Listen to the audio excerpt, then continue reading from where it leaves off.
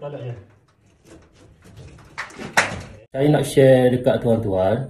Saya rasa cara yang paling mudah untuk saya tebuk lubang nak pasal exhaust fan ni.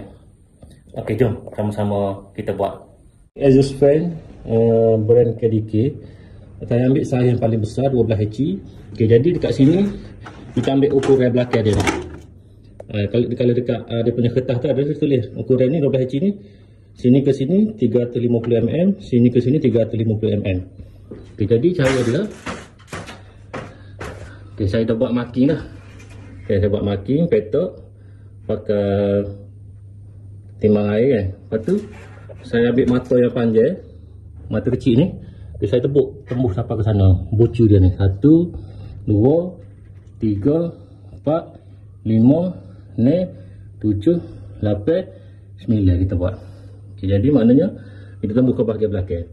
Okay, dekat bahagian depan ni kita cana ni. Kita buat petok kan. Jom kita pergi dekat bahagian belakang dia.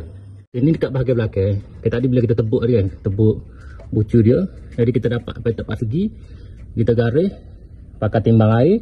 Lepas tu ukur cukup 350, 350. Okey, lepas tu kita potong pakai cana. So, okey. Yang ni bahagian belakang kita standby tu potong supaya dia tak pecah lah bahagian ni kan. Dia pecah sikit tak apa, nanti kita boleh kemas balik lah. Nanti kita nak biar dia jadi pecah stoker gini.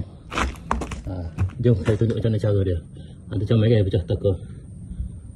Ambil mata deri yang besar ni. Kalau yang ni saiz dia boleh masuk baik 3 suku lah. Lagi besar lagi molek. Lepas tu tuan-tuan deri je sekeliling dia ni. Tembuk terus sampai ke belakang keliling dia ni. Buat keliling kita. Okay. Buat keliling dia sampai tembuk belakang. Okey tuan-tuan. Ni saya dah tebuk dah dia punya keliling ni. Okey, yang ni tak ada nak habis pasal patuh ujung lah. Kita apa? Jadi ambil dia punya head mata head besar ni, head keliling dia pula. Pom ni. Head keliling. Ni pun head keliling kau. Lepas tu baru kita head tengok tengah ni tu. Baru kita boleh tolak lagi. Kita dah tebuk keliling ni. Lepas tu kita sekeh mata head besar ni. Cara dia terpecah bagi bawah je supaya dia tak berat bagi atas.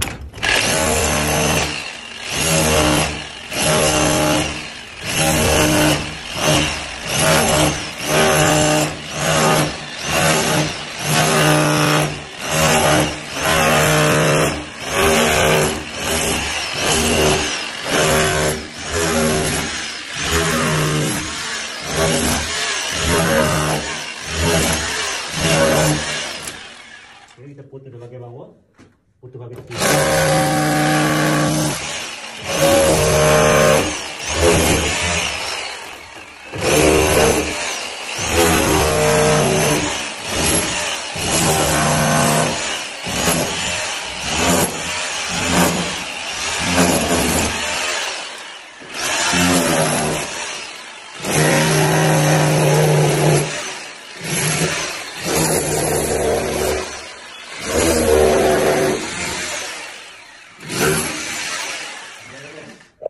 Kita tolak je.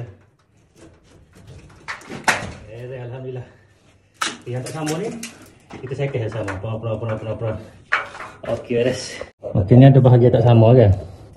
Ni lengk ni. Ni tak sama. Tak apa, kita dah ada betul kan? Kita sekeh saja. Kita comel dia. Okey, alhamdulillah. Tengok tu sama dah kan? Sama. Atas sama, kiri sama, kan bawah dia. Alhamdulillah. Jom kita test masuk kipas. Okay, jom kita masuk lubang dia. Yes, alhamdulillah. Ini nanti hujung-hujung ni kita minta tukar plaster. Biar dia plaster dulu. Peeling bagi comel. Satu, boleh kita skru dia 1, 2, 3, 4, cepat lu beres. Janji ukuran dia 350 dia muat molek. Beres, alhamdulillah.